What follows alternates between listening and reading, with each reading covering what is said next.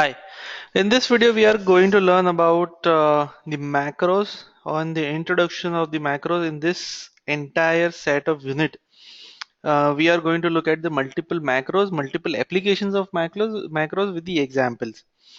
However, each macro is different and you need to have the coding skills. The thought process should be something like that. However, whatever macros we are going to see is not going to be very complex. It's just the introduction. Should you want to do it more, you're most welcome. You can take an exercise or whatever you think, whatever the problem is, whatever you're trying to solve using formulas, the same can be solved using the macros. Only caveat over here is in macros, once you run the macro, you cannot undo it. So that's the pitfall of a macro, and that's why you should be very careful with the data. So if you run a macro on a sensitive data and it turns out to be a incorrect output, whatever output you get turns out to be incorrect, then there is absolutely no way that you can recover your data. Absolutely no way you can recover your data. That's a pitfall of a macro. Just keep that in mind. Macro is a complex instrument. That's why most of the professional use formulas whenever they are working on an Excel. Should they need any particular requirement of using coding, then there are better tools than using a macro or VB in Excel at least. Okay.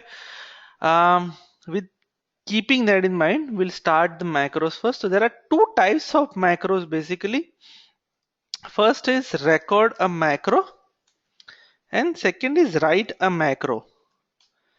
When you record a macro, the problem is you have to perform the entire operation. You have to perform the entire operation first so that Excel knows what you are trying to perform. However, in the case of writing a macro, you don't specifically need to perform anything. You can directly write a macro with whatever understanding you have, and then you can run it just to check whether it's working as per your requirement or not.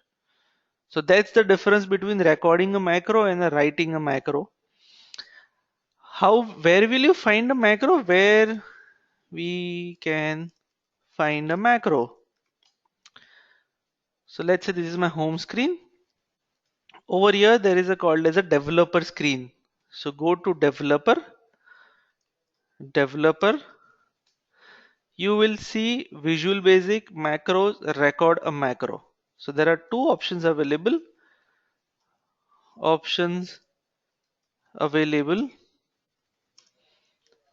Macros slash record macro.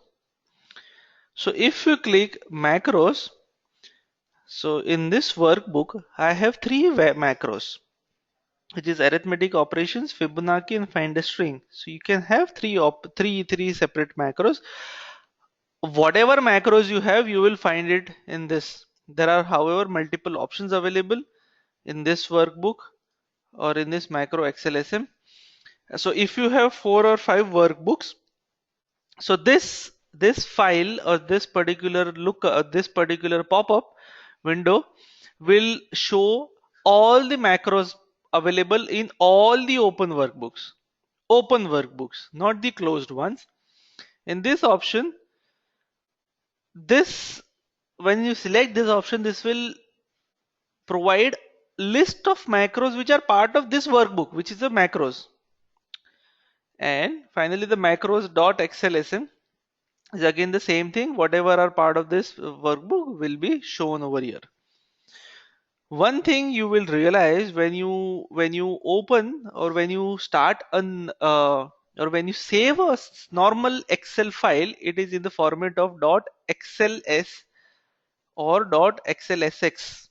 However, in terms of macros, you have to have a file in .xlsm format, The last thing is for the macro. So if you don't save a file in Excel SM format, Excel will not store your macro.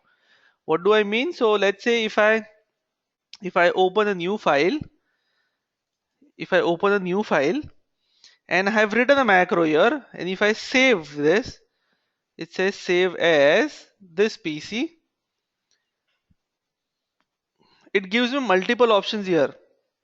First is Excel SX, second is Excel SM.